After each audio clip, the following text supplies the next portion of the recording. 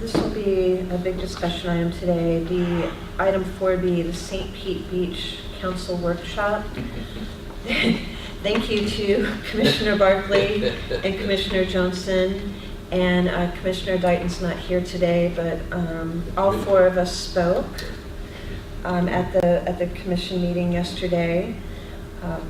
Brad and Heather Sobush gave a great presentation on the Central Avenue BRT project, and then it went to public comment, and then it went to discussion amongst the St. Pete Beach Commission members. And my apologies too. I had a commission meeting last night. It was an unusual commission meeting, and there was no way for me to miss it. So my apologies. I think to start off with the good news, I think that the door is cracked open to keep talking and to continue the discussion. I think the commissioners needed to vent and discuss some frustrations that they had about what they feel were strident comments made at our PSTA board meeting last time. I think that it was recognized that there's some important discussions that need to take place between St. Pete Beach and the county regarding larger issues of funding for infrastructure. And it was their chance to explain, each of them in kind of different ways, but there was a similar theme, that they feel very stuck between their citizens who voted against the Greenlight Pinellas referendum, have been pretty consistent in not wanting the beach to join as an ad valorem member of PSTA.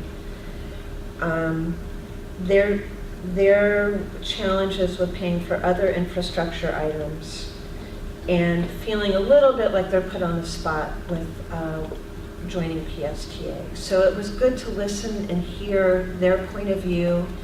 I think the temperature kind of flared up a little bit high at times, and I think we brought the temperature back down.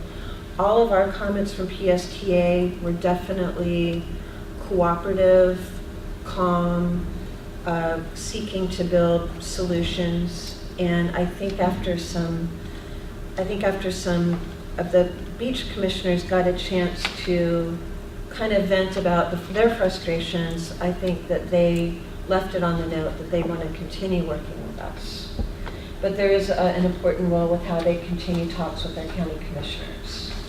I didn't get the opinion that they were still interested in talking.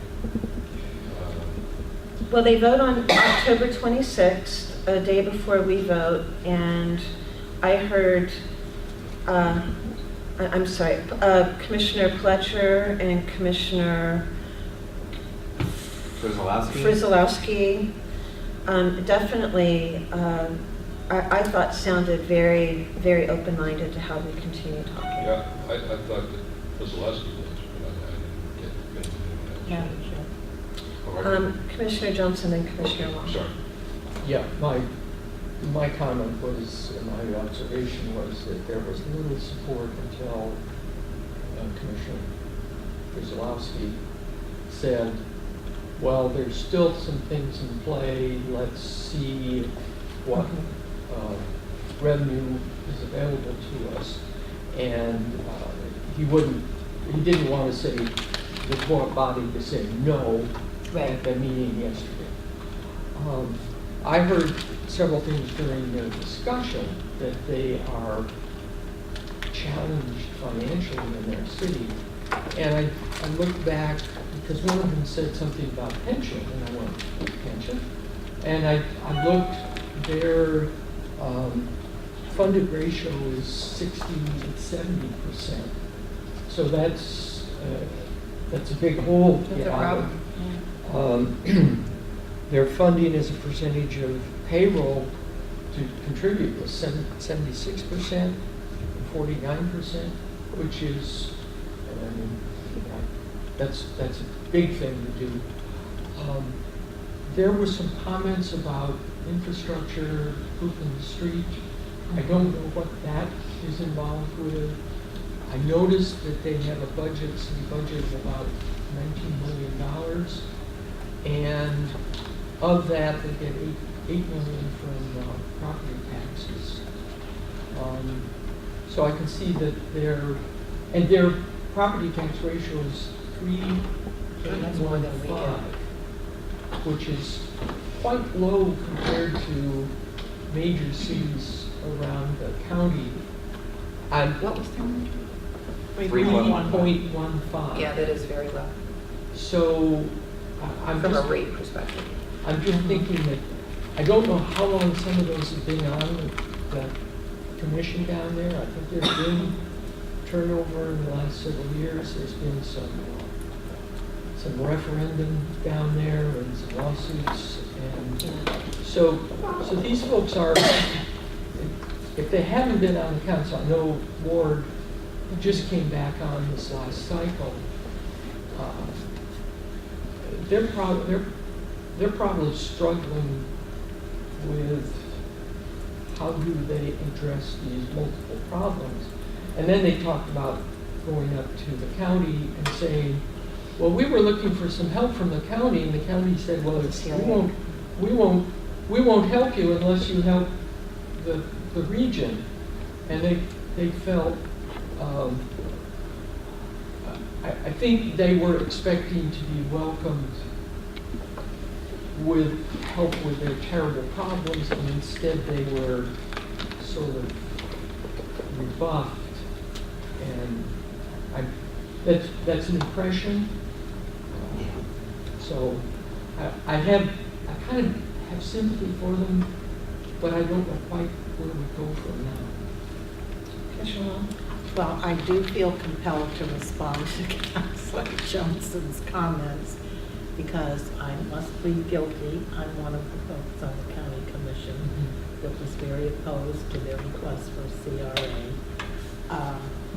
I can share with you that it was not just me, it was all of us. I was there for that one. Were you there for that I one? was, because there was another subject. So the big picture is, I try to stay in places where my feet are on the ground and my head is not in the clouds, and I'm using the good common sense that God gave me.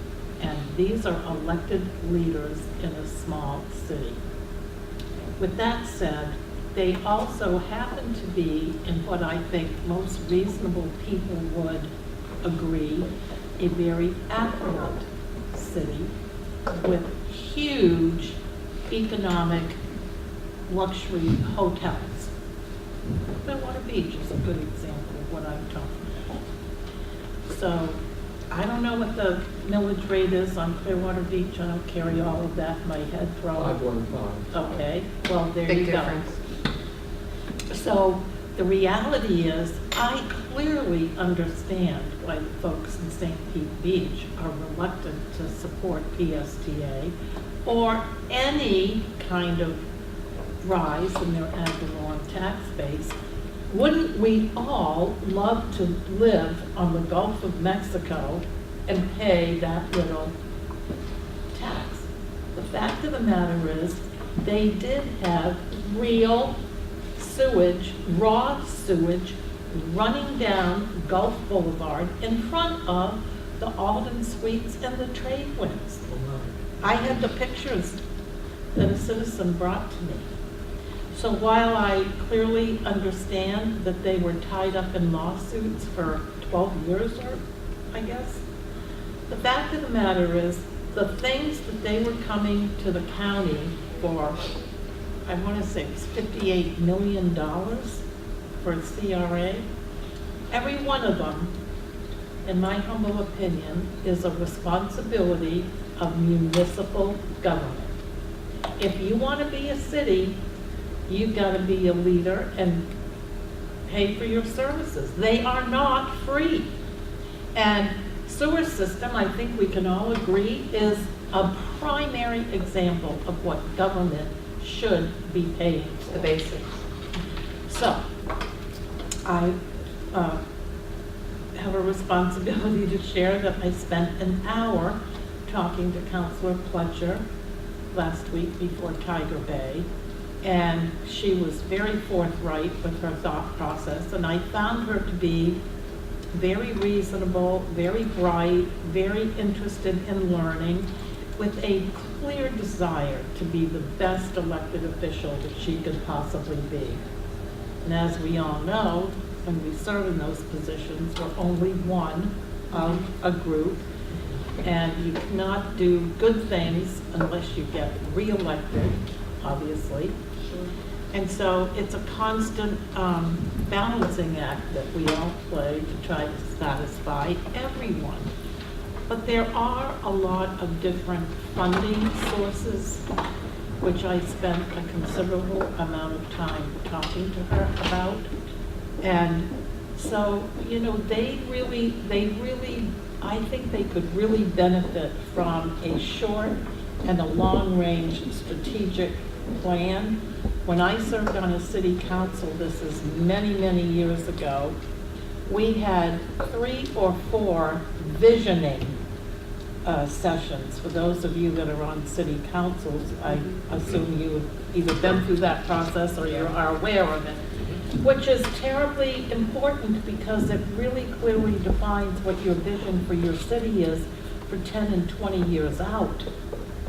So without that vision, you flounder a bit.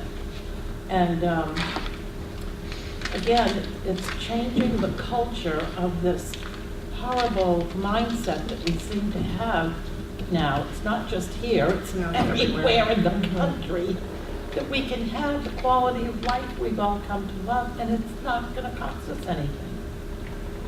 I mean, that's absurd. And let me just finally, this is my last point. When the former mayor came to talk with us, now, I really, really like her personally. We had a great relationship while she was here. She never stopped thinking about the fact that she was a major in the Army. When she came to talk with us, requesting this kind of money, she was talking to us as though she was a major and we were an enlisted group of people that had to take her, you know, instruction. That tone and the things that she said did not sit well with any of us. Hence, they're back to the drawing board to figure out what to do. Julie hasn't had a chance to speak. That's all right, go ahead. Just my purpose in giving that was to report what I heard and some observations, not to provide judgment. No, and I'm not value. saying it that way, but I clearly understand it because I had a conversation with the interim mayor, and it was exactly what you said. She's very opposed to participating in Yes. PSTA. Yes. So, I wasn't there. But I have thought a lot about this, and maybe this is happening. I have been a little removed, for good reason. We don't know why. Yeah. But I've been thinking, okay, as an elected leader, a fellow elected leader, we've all gone through this. Nobody wants to ram a new tax down their residents' throats. And, you know, they have been through a lot and, down there, and that's not just St. Pete Beach, you know, it's thinking really all of the other 4 cities as well. And maybe we're doing this, so I apologize in advance if we're already working on this, but it just seems to me, if we're going to a community and saying we want you to participate in one way or another, whether it's paying the full boat or going on the tax roll, that we as an organization should be, each individual community, analyzing that community and truly seeing what their needs are. Because not every community will be the same. And offering them a package of services that gives them a reason to want to join. Gives them something that their elected leaders can go fight for. And while, you know, and I think it's probably a multitude of things, not just like for St. Pete Beach, it wouldn't just be the BRT line, but I'm sure there are other things that can be of use to them. And maybe we're going down that road, maybe we haven't, or maybe we've talked about it, but I also don't want to see us go down this road where we're in this time crunch because of this upcoming vote, because of the BRT line, because of the study process. And don't shoot the messenger here, but I would rather try to get our 5 communities, or even this one community, on board with us, give them a reason to want to be on board with us, and delay the BRT a little bit in order to be able to do that, than to try and do, you know. And I'm sure there's many reasons not to do that, so, you know, I'm just saying, what message are we sending if we move forward and get nothing from a community that is going to benefit from this? And that's my only, well, they're just going to do it anyway, so we don't have to contribute. You know what you know where I'm going, and it's just an open dialogue, and I could be wrong in my perception, but that's just my thoughts. I'd like to jump in for Sure. a second, and then Commissioner Barclay and Commissioner Long. I think I don't want to rush ahead, but I certainly want to avoid unnecessary delays. This is an important project, and St. Pete Beach, because of its density, is clearly, I think, the best location, the best terminus for starting off with a successful BRT project that I hope will become the first of many successful BRT projects in the region. And what I would hope is that a successful BRT that goes to St. Pete Beach would eventually, then we could figure out how it can get to Treasure Island or Madeira Beach, or even head down to Paso Gros Don Cesar. I think we should keep in mind a couple of things. PSTA is also supported by state and federal grants, so the St. Pete Beach residents also contribute through their state and federal taxes. We will have fare revenue, which presumably the St. Pete Beach residents who use the bus, who use the RT, would be contributing through fares as well. I do think it's important that we approach and work with them in as cooperative a way as possible. I see the regional value of a successful BRT line having a greater significance than trying to necessarily squeeze every penny out of a beach community that's already struggling to pay for a myriad of infrastructure cost. And so I tend to, we should look high and low for any extra money that we could get from the hotels or from TDC Well, that's what I money. was just going to say, not to take anybody's spot, Yeah. but is anybody talking about approaching the hotels? Yes, and to NTO get- and because WID. that may be really the way to go. Is it more of a business?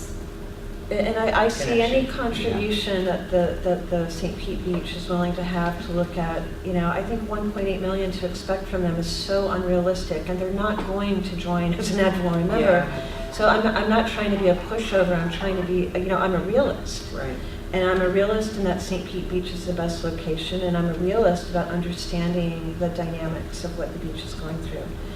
One more thing I just want to add before I want to hear from everybody else, is that if it is a scenario where St. Pete Beach is not going to contribute, they're just not going to contribute, and we have to look at, well, what are our choices if we're looking at a potential location where we're not going to get any help from that beach community?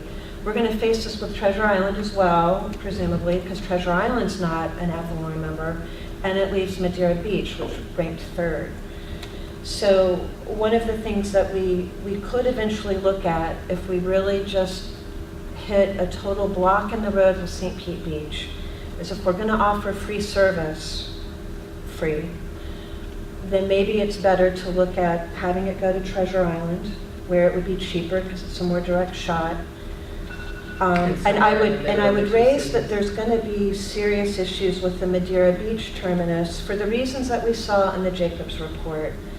But also, it's a longer route. It will be more expensive because St. Pete will have, in order for the feds to do the BRT, the city of St. Pete has to dedicate lanes for BRT. If you don't have a dedicated lane, it's not just BRT. another bus route. So if it goes to Madeira Beach, it's going to delay it and add a lot more cost because we've got to add a lot more dedicated lanes. And, and it's not going to be a fast route. So I just want to, so I'm just sorry, I didn't want to abuse my privilege to speak too much, but I just think those are some of the things that we just really need to take into consideration. So, And you might get more buy-in from the hotels if you're going somewhere in the middle. Just a thought. okay, so Commissioner Barkley, Commissioner Long, and Commissioner Johnson. I just want to make a couple of quick points here. Number one, in regard to St. Pete Beach, I have some clients there, and they own houses that they cannot afford to sell because they can't afford to replace them. Many of these houses are multi-generational, and so it's very hard for other people perhaps to understand. They couldn't really today live in those houses. They have had them for either a long time or they've been in the family or something along those lines. That's not necessarily a wealthy place in terms of income. It's a wealthy place in terms of assets, and there is a difference there. But having said that, I brought the mayor of South Pasadena to that meeting. He was visibly upset. That BRT line would help that city tremendously. That's one of the cities I represent, you know. But I'm not sure that we, number one, want to force ourselves on these people. It's just a situation where it's better for us, but it's not better for them. Now, granted, the deck was stacked. The no tax for tracks guys were there, and they knew everything in advance, and so they were stacked up. So it was very one-sided. But just without regard to that, there were no hotel owners except one guy who may have owned a bed and breakfast or something small. He said he was a hotel owner, but I don't think he was a big hotel. And they all were, everybody was against it. I don't know that we want to, in effect, do a taking or impose ourselves on them. If they don't want to participate, my suggestion is that we don't participate and that we look at the alternative choices that we have. Because we're under a time duress, and they're not going to be receptive to what we're offering. So I just feel strongly that we should just move on at this point. Now, granted, that was only one meeting, but we need to limit our own resources too, in terms of time, in terms of energy, in terms of having successful results of the BRT program. So my suggestion is that we realign our thought process and move on. Although they'd want it for free. Yeah. They want it for They do. free. They The question clearly is, said- do we just, if we're going to do it for free, should we just do treasurer? Yeah, I think they said that they wanted it for free. Commissioner Long. All right, I have 3 things I just would like to put out on the table, and I believe we're going to run out of time, so I'm going to be very quick. Number 1, I do firmly believe that data drives decision-making, especially for elected officials. So the data in this case clearly indicates that St. Pete Beach is the right place to go. Agreed. That is driven by data. Secondly, I don't know if you're aware of this. I did talk with Melinda Fletcher about it a little bit. But I am aware that in the Florida statute, the TDC dollars can be used for transit if you can tie a transit solution to tourism, which in this case we can do. Yeah. It's also important, I think, to remember that that sixth penny that we implemented, now there's an example of real leadership, because we took heat for that, but we haven't spent that money. Right. It's sitting over here in a lockbox, accumulating funds. On top of that, the fourth penny, which was being used to Tropicana pay Field. off the bonds on Tropicana Field, that was paid off almost a year ago. And that money has been going into a lockbox. So while, again, I'm only one person, because of the serious issues we have in our region with transportation and congestion, I could make, I think, a very solid argument for that sixth penny to be totally poured into transportation solutions. Now, I know there's a couple legislators that are adamantly opposed to that because they want that money to be used for baseball. I've got a few issues about that thought process, which I don't need to go in depth, but I find it a very interesting human study on where our values are. Because we don't have any problem in the world going out to bond significant monies for a baseball stadium. But we can't get a solution for our sewage or for moving people from point A to point B. The basics. The basics, the very thing that government is in place to do. I mean, what the hell? All right, so I'll let that go. My last thing, I just want you to think about that. And the last thing is, what do you think the possibility might be of getting it's 5 cities, right? Mhm. I've got 4 of them, St. Pete. Kansas City. Yeah, Treasure Terra Island, Verde. St. Pete, oh, I Bel Air forgot, Beach. Terra Verde is not a Bel Air city. Bel Air Shores. Beach. Oh, Bel Air Shores, how could I forget that? Yeah. There's two, Right. Bel Air Beach does not want to bust up. Kansas City. there's two unincorporated. Yeah, Tierra Verde and Lealman, right? No, South Pasadena, the unincorporated area is South Pasadena Fire District. Where is that?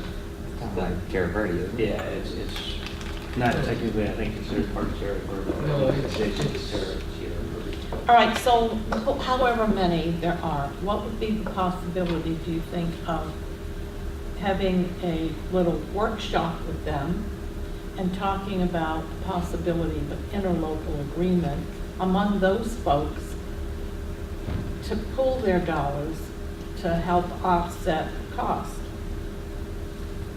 That's just a question. I think that is a great I idea. don't know the answer, but I just raise it as a possibility. But the overarching problem, I think, in developing our message for this is the fact that it's a moving target. I've sat on this board, I've sat in a bunch of different committees. I've heard 500,000, I've heard 1.3 million, I heard Councilor Darden refer to 1.8. So what's the real number? I mean, when you start playing around with these numbers and giving people, one day it's this, the next day it's that, I mean, you can understand why people are skeptical. What is the real number? 1.8 is what we would capture from ad valorem with the meters. Do we need 1.8? I wasn't saying that, I'm just saying that. That's what it would be. I that's- think if you pulled the 15 PSTA board members, the reason you've heard different numbers is because the different board members on PSTA, and we have this major amount and maybe insurmountable down there at St. Pete Beach, but as you have all heard at the PSTA board, there's not consensus. There is some folks on the PSTA board that feel like they need to they need to have a referendum, which I agree with the chair, will never happen, and pay 1.8 versus, all other sorts of numbers, but that's why there's different numbers. But I felt like at St. Pete Beach, I don't know, they sort of understood the numbers, or the 1.8 versus paying a la carte. Okay, so I need to do a time check here because we have a press conference in 10 Yeah, 10 minutes. So I want to 10 hear minutes. from 1 second. Commissioner Okay, Johnson was fine. in Okay. the queue. So, First point, 1.8 was not the staff recommendation, the original staff recommendation. I took the original staff recommendations, which I think was a total of 1 million, which included the 500,000 they already give, another 500,000 plus a capital contribution of 300,000. I took that to my council and said, the full thing would be 1.8. Are you comfortable with 1 plus 3.3? And they said yes. And this is in light of the fact that just the beaches of Pinellas, of Clearwater, contribute 2.6 million, just PSTA. The Clearwater Beach? Clearwater beaches, North Beach, South Beach, Island Estates, and St. Pete. You take the ad valorem value multiplied times 0.75. So, and we kind of compete with St. Pete Beach, but we kind of cooperate with St. Pete Beach. We're interested in getting a BRT express service, so we don't want to get in a fight. Right. But there's some reality about saying, well, we'll go there anyway, even though they're not a participant, and there's probably going to be some pushback. The question I had going to Madeira Beach, at one time I think that the route was preferred to go to Madeira Beach because it would catch so much traffic at Tyrone Square that there would be high, not going to the beaches, but it was just more part of the network. The dedicated lanes, if you go to Madeira Beach, I didn't think that all of that route was going to be dedicated lanes. I didn't think even if we went to St. Pete Beach that there would be dedicated lanes all the way. I thought it was just Correct. north The and south. federal rule is you have to have a majority, or it might be 60, I can't remember, % of your total BRT dedicated lane. And if we would go to Madeira Beach, we would fall below the 50 or the percentage. I know that. And so we would, not all of it has to be dedicated lane. Not all of the alignment to St. Pete Beach was dedicated, but the portion, the majority of it was. So would we be ineligible for federal funding? We'd be ineligible for federal funds for a project that, because of its distance, I mean, we have to look at the numbers, but it's substantially more expensive. Like I said, we are running into a time crunch. This has been very helpful to me. I have not had a chance to, as Commissioner Long said, look at any of the data, talk to any of my staff about the different cost options. But this will be the main item probably on the October meeting as well.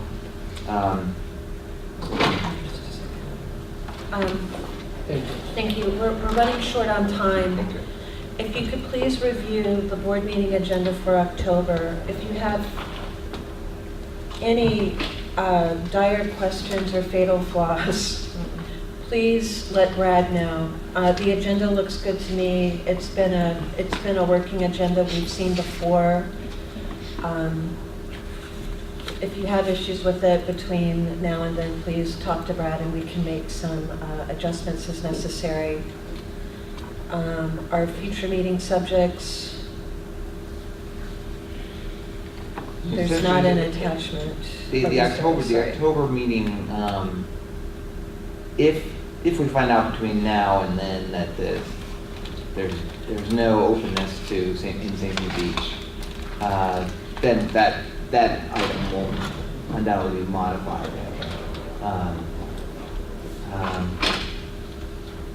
The other item that hopefully will be on the agenda, but we'll go through the committees, is to try to expand, our Uber pilot, Uber and Maybe Lyft Direct Connect pilot program that was tabled last month. And I think we're going to have a representative from Uber come to our meeting, and that'll be a good thing. Real quick, Do any of you on the NPO notify the NPO officers of 2 years? Is that your I don't know that that bylaw, or is was in it- 2 years. I think we just did that. I think, yeah, Because we were in transition, I think we I just don't know did if it's that. enshrined as a policy, but there is a preference recognizing that it's a difficult, it takes a while for people to get up to speed. So there's a I'm sense just that, thinking, as we approach the nominating committee process, would that make sense at well, PSTA? and I'm interested in serving a second year as chair at PSTA for that reason, that, I think it's a good thing to consider. yeah, I do. thank you. I don't want to get into a lot of discussion, but. Okay. You wanted to end our meeting on a pearls of wisdom note from Mayor Bajowski? Based on what Commissioner Long was saying about this, getting the groups of the cities together, when I started 6 years ago working on the trolley in North County, simply went as a person to each community and sat down and said, what's your biggest issue in transit? And everybody had the same, one commonality, and that was getting tourists, no offense, off of Clearwater Beach into their community at some point or another. It's a benefit. And so just by kind of doing what Commissioner Long was saying, if you get everybody in a room, they were willing to pool their money with PSTA and create this Jolly Trolley thing. And they've done it every year since, because there was a common issue. So I think Commissioner Long had a really good point. I think if we can get all these cities in a room, find out what their commonality is, I think there's room to move. Thank you. And on that positive note, we will adjourn our meeting. Thank you. See you downstairs.